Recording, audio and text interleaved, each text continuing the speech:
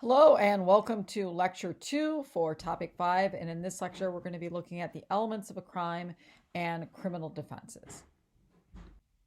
Okay, let's look at the different elements of a crime that your textbook talks about. That when a prosecutor is trying to demonstrate that a person is guilty of the crime which they've been charged for, there are many things that the prosecutor needs to prove beyond a reasonable doubt. The first thing that the prosecutor needs to prove is that they need to prove that the person who's accused or charged with the crime was actually the one that engaged in the criminal act. In other words, they engaged in a guilty act, the actus reus. Proving that the individual was the one who engaged in the criminal act, that alone is not enough for somebody to be actually found guilty of the crime that they're charged with. Most criminal statutes have not just a physical element to it, but it also has a mental element to it as well. And so the prosecutor has to demonstrate that the accused had the intent to commit the act or possessed mens rea, the guilty mind. And that means that the individual knowingly, willfully, and intentionally committed the crime. Okay, they knew what they were doing and they had knowledge of that. The prosecutor has to show that actus reus and mens rea were concurrently present. We'll talk more about what that means in a moment. That the criminal act intent, the mens rea, had either come before the criminal act, or it had to be present at the same time as the criminal act was taking place. Furthermore, the prosecutor needs to show that the defendant's actions, the accused actions, were the cause, or at least the proximate cause of the resulting injury. Okay, and so you have to show that the injury, whether it was the physical injury or the injury to property, somebody's property being taken from them, you have to show that the accused was the one who was the cause of that injury. And then you actually, the crime you're being charged with and that you're being found, potentially guilty for, that has to be based on the actual harm that was caused. It can't be based on what harm you intended to cause, right? You might have just wanted to push somebody, but if you actually pushed somebody and then they fell back and hit their head and died, that is the harm that you caused, and that's the crime that you're going to be charged with, and that's the crime. You have to demonstrate that the individual who's accused actually caused that harm. So let's take a look at each of these elements in more detail. Okay, let's dig in more deeply and look at actus reus. Okay, the first off is that you can't punish people for criminal thoughts. You can only punish them for criminal acts. Okay, so actus reus, so the guilty act.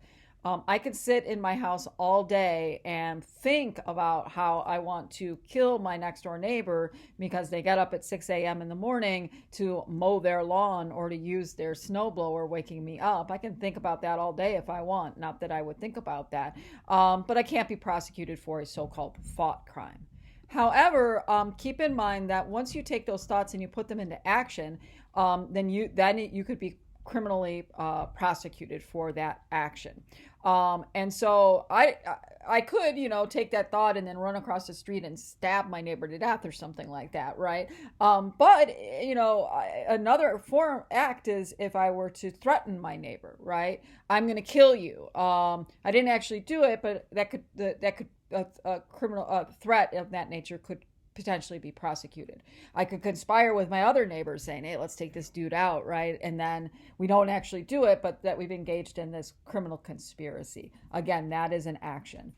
Perjury, lying on the stand, that those are words or, written things, but those are all actions. So thoughts, can't, it's not an action, but once those thoughts turn into any sort of action, including words or speech, then they can, it becomes actus reus. The act itself must actually be a crime. And so remember in the last lecture, we talked about substantive criminal law, that behaviors only become crimes when state laws, state statutes or criminal code at the federal level says that this behavior is actually a crime. So you can engage in immoral or deviant behaviors, but that unless it's actually a crime, then you couldn't be prosecuted. So, for example, I could fake a pregnancy in order to get my boyfriend to marry me. But as far as I know, that's actually not in our substantive criminal law in the state of Wisconsin. Now, if I faked a pregnancy and then used that fake pregnancy to defraud the state of, let's say, health benefits or financial benefits, then that would become a criminal act because it's codified in state law. Keep in mind that actus reus has to be a voluntary act, and it can include not acting as well. So your textbook uses the example of seizures. If you had a seizure and hit somebody in their face, and that you basically harmed them, an individual couldn't be charged for aggravated assault or some sort of assault because it was an involuntary action. However, if I have seizures and I get behind the wheel of a car and I drive and I kill somebody, then that becomes voluntary because you know you have seizures, you know you shouldn't drive, yet you drove anyways. And it also includes no action when you are legally mandated to take action. And so parents and spouses are legally mandated to take action. So are a contractual relationship like a lifeguard, babysitters. So if I came home and heaven forbid my husband is having a heart attack and I was like, not going to do anything about it, I could be criminally prosecuted for that. Okay, let's look at mens rea, the guilty mind. So as I mentioned in the last slide, for an act to be criminal, the person must have intended to commit the crime. In other words, they must have acted knowingly, willingly, recklessly, with some forethought, okay? They must have some clear knowledge of the consequences of their actions, and they must want or desire those consequences to happen. Now, when we get to talking about criminal defenses and excuse defenses, that defense attorneys try to call into question whether or not this person actually knew the consequences of their actions or actually knowingly engaged in the actions, okay?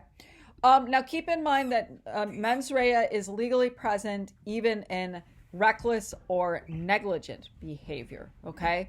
So, just because you really didn't intend for something to happen doesn't mean that you didn't possess mens rea and can be held criminally liable for that. So, for example, if you engage in, let me give you an example. This is the example I always give in class. It's about taking care of a baby, okay? Now, let's imagine that I had a baby. It's crying and I want it to stop crying, and I'm like, I know what's going to help it stop crying. I'm going to throw it up in the air and like it's going to start laughing and having a good time.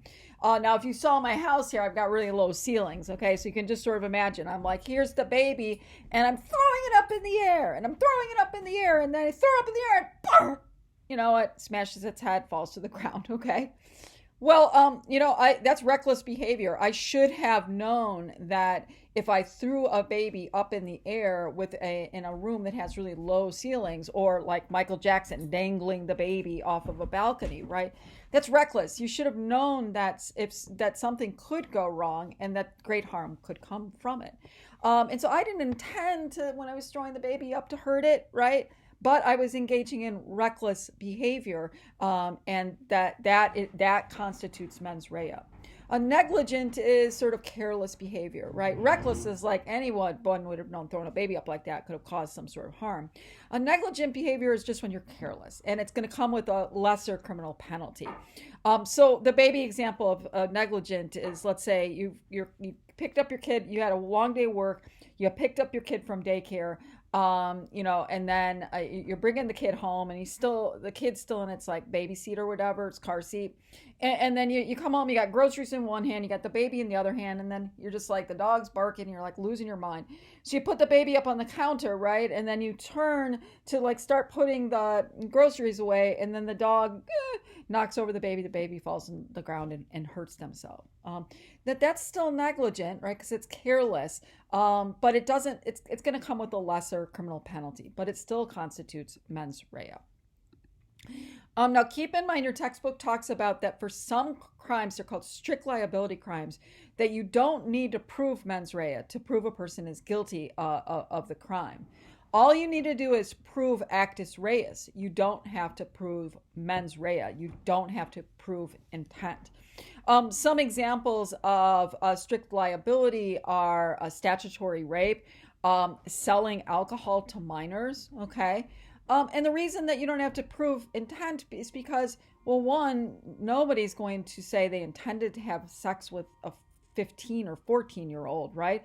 You're going to say, I had no idea that person was underage. Same with selling alcohol. You say, I had no idea that person was underage. So actually, to make that criminal offense have more teeth, you say, oh, unfortunately or fortunately, if you're looking to protect minors, all the person needs to do is engage in the act, right? And that in itself that guilty as charged, okay? You don't have to prove intent because either intent's always going to be denied, or it doesn't matter what you intended it to do because the harm was so great, having sex with a minor or selling alcohol to a minor.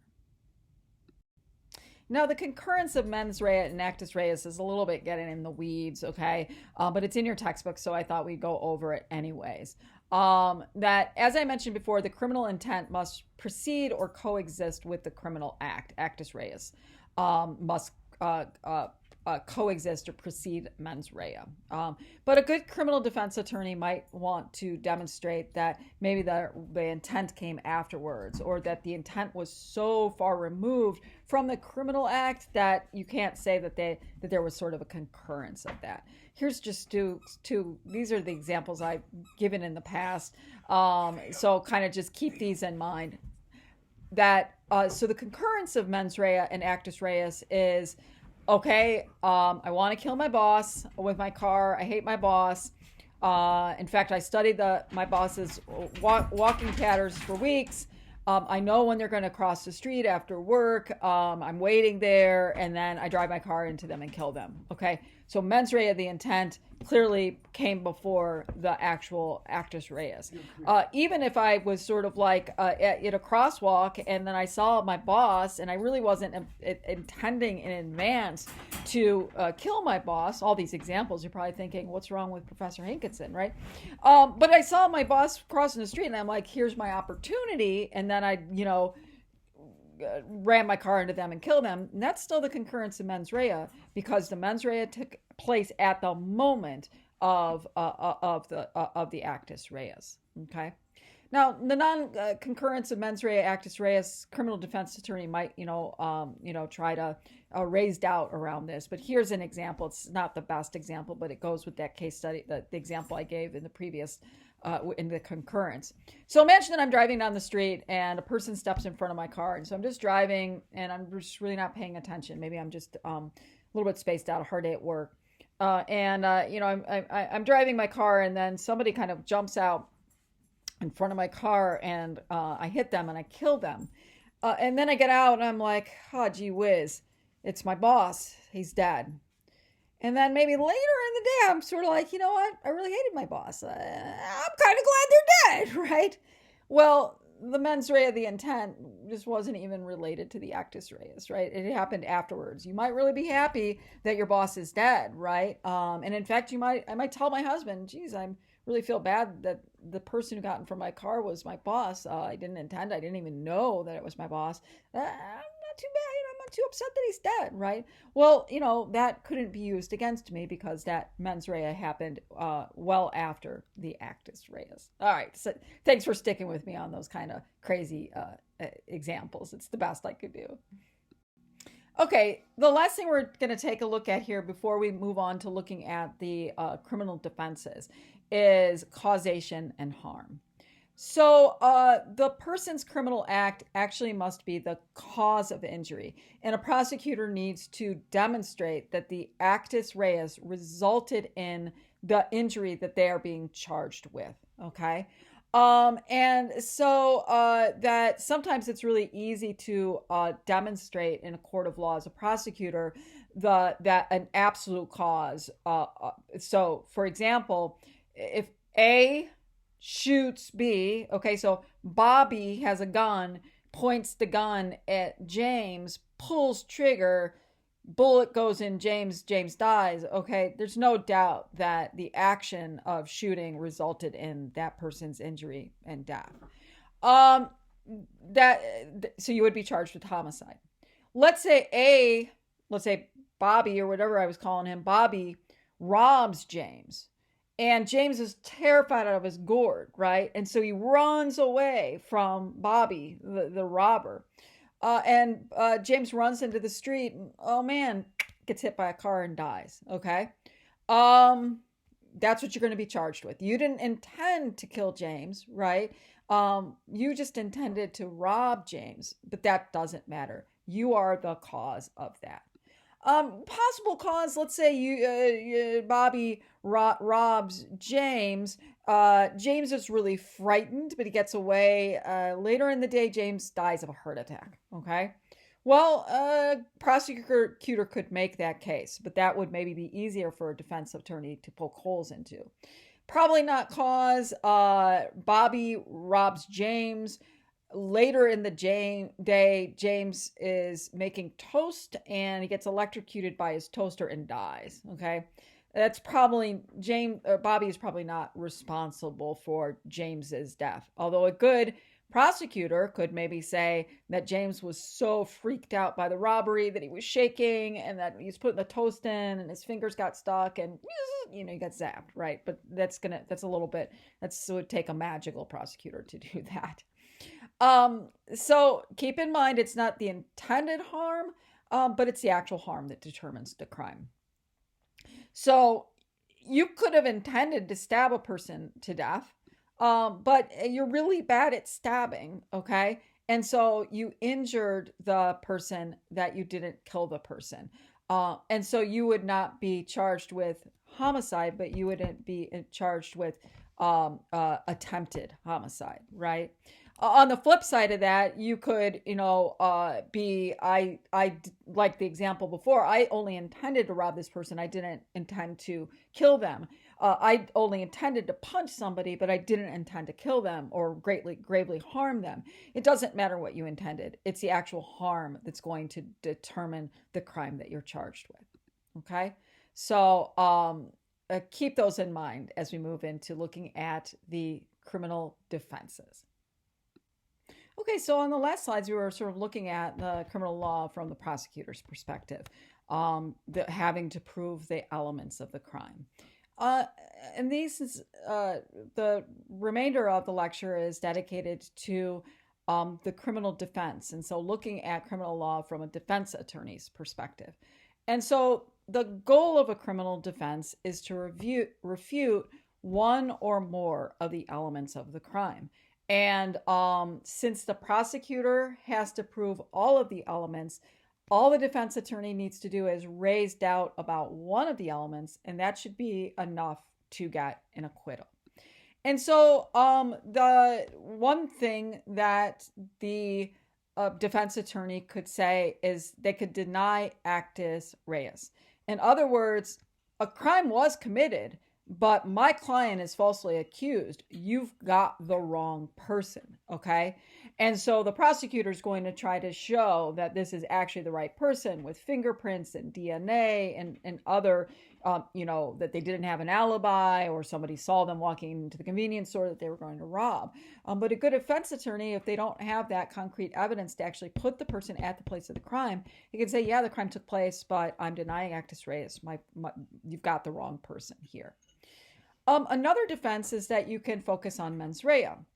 You could say that the person, my client did engage in the actus reus. They did commit this offense, but they didn't possess mens rea. They didn't possess criminal intent. They didn't know what they were doing. That they didn't understand the consequences of their actions, and because of that, they need to be excused, right, from this charge. They need to be found not guilty because they didn't possess mens rea, and we'll look at that in more detail in a second.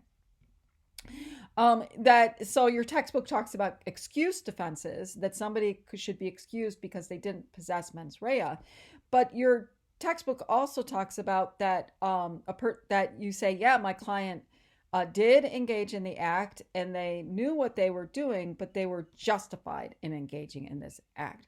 And so we're going to take a look at justification defenses.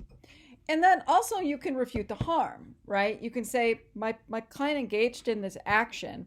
They knew what they were doing, but the action didn't result in the harm that you're saying that that this person, the harm that the person is being charged with.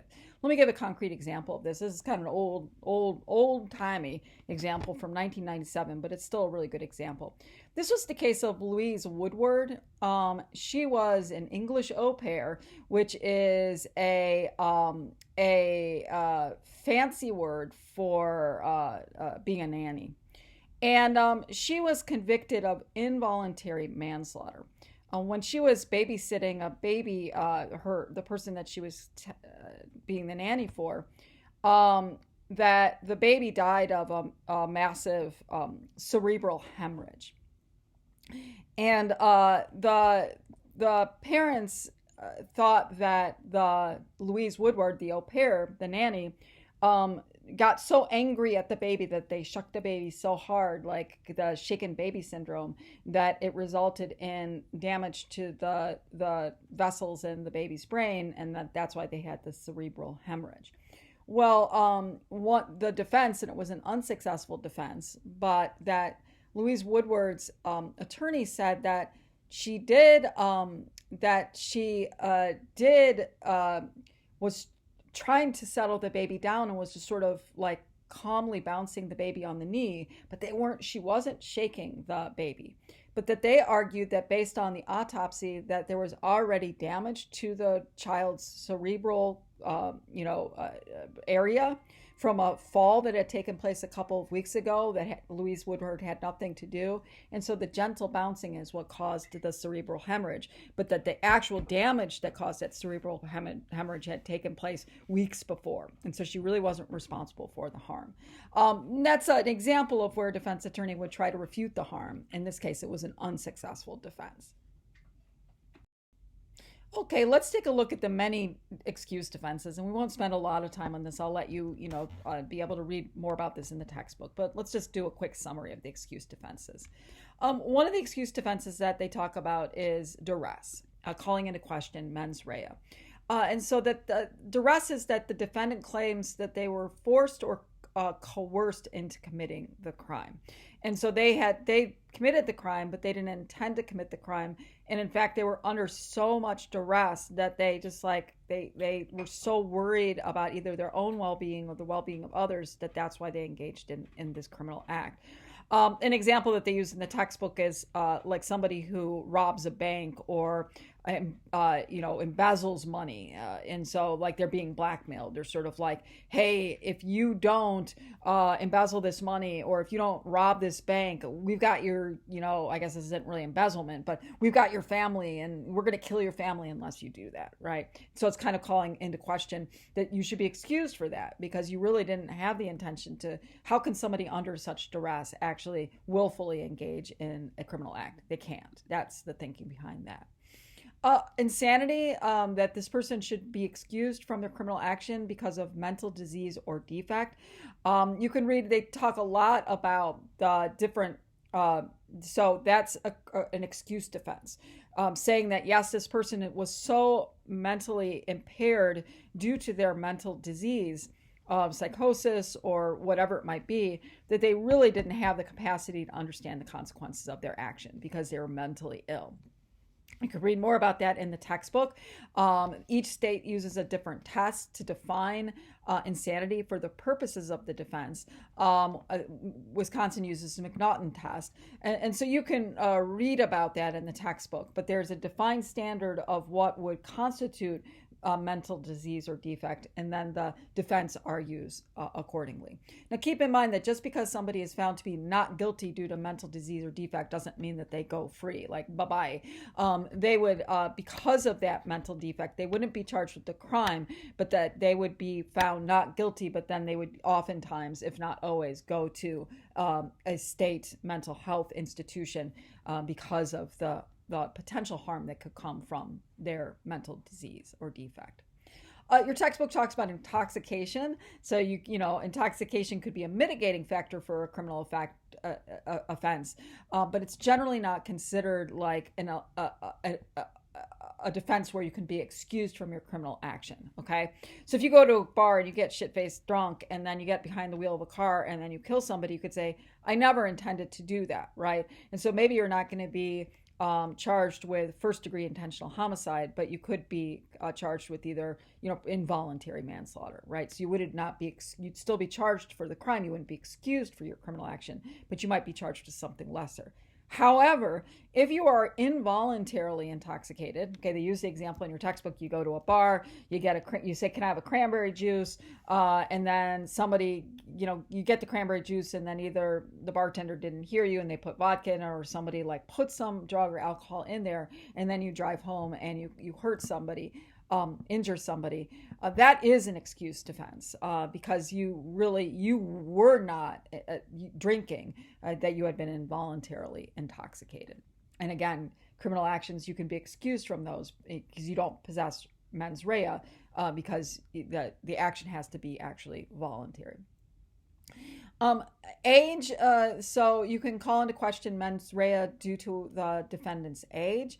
That the older the minor defendant, the more likely that they are presumed capable of understanding or possessing mens rea, understanding the consequences of their actions and engaging a willful action.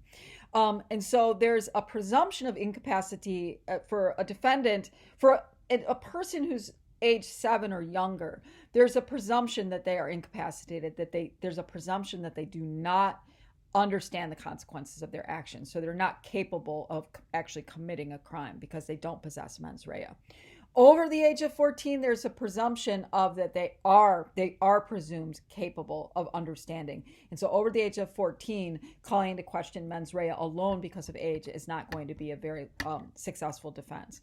Between the ages of 8 and 13, though, that could kind of be argued out, right, in terms of whether or not that individual had the capacity to understand the consequences of their actions. And then finally, the textbook talks about entrapment and how a defendant may be excused from criminal liability if you can prove that law enforcement tried to induce you into criminal action. I'll let you read about the case study in the textbook about the individual who had been found guilty of possessing child pornography, and then cops, after he was released, were just trying to induce him into buying child pornography again. So it's a good example of entrapment. Okay, let's move on and talk about justification defenses. In a justification defense, the defendant acknowledges that they committed the act, but they claim they can't be prosecuted because they were justified in acting the way that they did. They don't question the actus reus. They said, I did this. And they don't really they don't question mens rea. That they say, I intended to do this. But what they do is they say that anyone in similar circumstances would have done the same thing. And so therefore, I am justified. Okay. Okay, your textbook talks about two justification defenses, consent and self-defense. So consent is where you say, you know what, I did engage in this action and I intended to engage in this action, but it's not a crime because I had consent. I was given consent to engage in this action. And so the victim's consent does not automatically excuse the defendant. But when it comes to, it can be an element of the crime that a defense attorney can bring up to raise doubt about whether or not this person has in fact engaged in a crime. So for example, when, let's start with the theft one first. Let's say that you've been charged with stealing somebody's car, okay, grand theft, grand larceny, and you could say, well, no, I did take the car, but the person who owned the car said that I could borrow it for X number of days, so I actually had their consent to borrow the car. I wasn't stealing the car. And so if you can demonstrate that, in fact, that they did have the consent from the individual to borrow the car or borrow the computer or whatever it is, then that is a justified defense, because you could say, I just basically, yeah, I did the action and I intended to do the action, but I'm justified in what I did because anybody in that circumstance would have done the same thing because they had consent to borrow the car. Sexual consent in sexual relationships can also be a element of a crime that a defense attorney could raise. That they could say that, yes, this person had sex with this other individual, but that the other individual consented to that sexual relationship or that sexual event. And so consent it doesn't excuse the defendant, but it can be raised as calling into question one of the elements, the mens rea element of the crime. Or even the actus reus, because you'd say, I didn't think I was engaging in a criminal action because I had consent to do it. Now, getting consent, sometimes you can get consent, but it can't be used as a defense, okay? And so your textbook talks about if somebody says, oh, I had sex with a minor, but they consented to it, right? Well, no, minors can't. They're not capable of giving that consent. And so saying that you got consent from a minor to do something like engage in sex, that would not be a proper justification defense.